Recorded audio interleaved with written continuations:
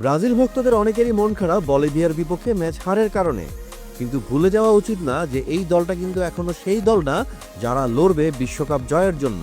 আর তাই খুবই জরুরি ব্রাজিল বনাম বলিভিয়া ম্যাচের সম্পূর্ণ বিশ্লেষণ ও সেখান থেকে ভবিষ্যতের সম্ভাবনা নিয়ে আলোচনা করা। এল আলতোর 4100 মিটার উচ্চতায় খেলার চ্যালেঞ্জ, কোচ আনচেলত্তির পরিবর্তিত একাদশ এবং খেলোয়াড়দের পারফরমেন্স সবকিছু নিয়েই আজকের আলোচনা। এল আলতোর 4100 মিটার উচ্চতায় বলিভিয়ার বিপক্ষে মাঠে নামা সবসময় এক অন্য রকমের চ্যালেঞ্জ। অক্সিজেনের ঘাটতি, উচ্চতা এবং ভিন্ন ধরনের পরিবেশ সবকিছুই হয় প্রতিপক্ষ দলের জন্য বিশাল পরীক্ষা। ব্রাজিল ইতিমধ্যে 2026 ফুটবল বিশ্বকাপে উত্তীর্ণ হয়ে গেছে, কিন্তু তাও এই ম্যাচ গুরুত্বপূর্ণ ছিল প্রস্তুতির কারণে। কোচ কার্লো আনচেলত্তি এই সময়ে নতুন খেলোয়াড়দের দেখতে চেয়েছেন, কারণ বিশ্বকাপের জন্য পারফরমেন্স যাচাই করতে মাত্র 10 মাস সময় বাকি। একদিকে উচ্চতার চ্যালেঞ্জ আর অন্যদিকে প্রতিপক্ষের জোরালো আক্রমণ ব্রাজিলের তারকাদের জন্য বড় বাধা হয়ে দাঁড়ায় এই ম্যাচে। আর তাই ম্যাচ শেষে ফলাফল দাঁড়ায় বলিভিয়া 1 ব্রাজিল 0, অর্থাৎ কোচ হিসেবে আনচেলত্তির জাতীয় দলের হয়ে প্রথম হার। এবার আসুন দেখে নেই দলের খেলোয়াড়দের পারফরমেন্স কেমন ছিল। প্রথমেই বলতে হয় গোলরক্ষক আলিসনের কথা। ঘরের মাঠে উচ্চতার সুবিধা নিয়ে বলিভিয়া বারবার আক্রমণ করছিল, কিন্তু আলিসন ছিল আস্থার নাম। দ্বিতীয়ার্ধের 41 মিনিটে আলগারানিয়াসের হেডার ঠেকিয়ে দলকে বড় ব্যবধানের হাত থেকে বাঁচান আলিসন। আর আলিসন না থাকলে স্কোরলাইন আরও ভয়াবহ হতেই পারত। রাইট ব্যাকে ভিতিনো ব্রাজিলের জার্সি গায়ে এই ম্যাচেই অভিষেক হয়েছে। আক্রমণে বেশি অংশ নিতে পারেননি, তবে তিনি ডিফেন্সে 3টি গুরুত্বপূর্ণ ডুয়েল জিতেছেন। 15 মিনিটে একটি দারুণ ব্রেকও করেছেন। মার্কুইনোস সেন্টার ডিফেন্ডার হিসেবে রাইট সাইডে খেললেও তিনি বলা যেতে পারে এক ধরনের সেফ গেমই খেলেছেন। খুব একটা বেশি উপরে উঠতে পারেননি, তবে ক্রস ক্লিয়ার করতে সক্ষম হয়েছেন।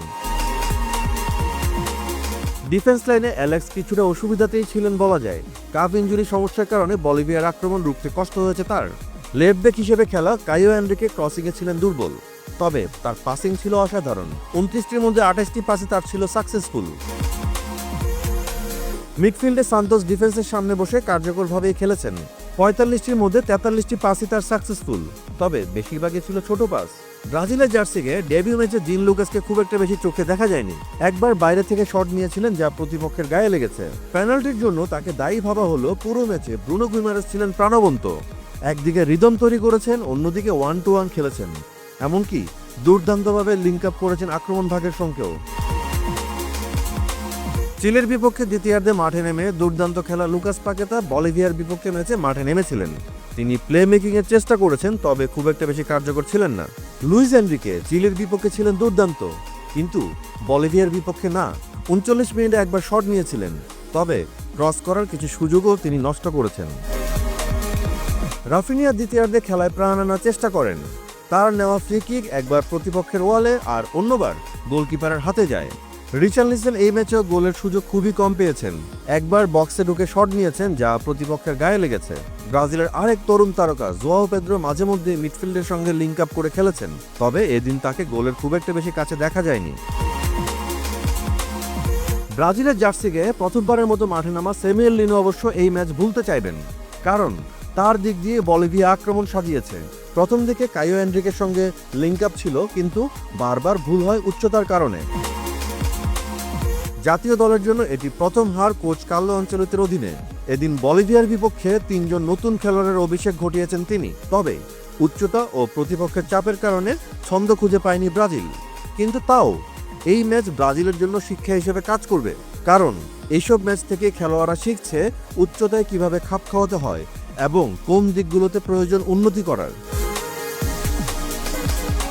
ব্রাজিলের বাছাই পর্ব শেষ হয়েছে বলিভিয়ার বিপক্ষে পরাজয়ের মধ্য দিয়ে, কিন্তু আসল পরীক্ষার মঞ্চ এখনো বাকি, আর তা হলো 2026 ফুটবল বিশ্বকাপ। প্রশ্ন এখন একটাই, আগামী 10 মাসে আনচেলত্তি কিভাবে তার নতুন দল গড়ে তুলবেন এবং তার বিশ্বকাপের প্রস্তুতি কেমন হবে?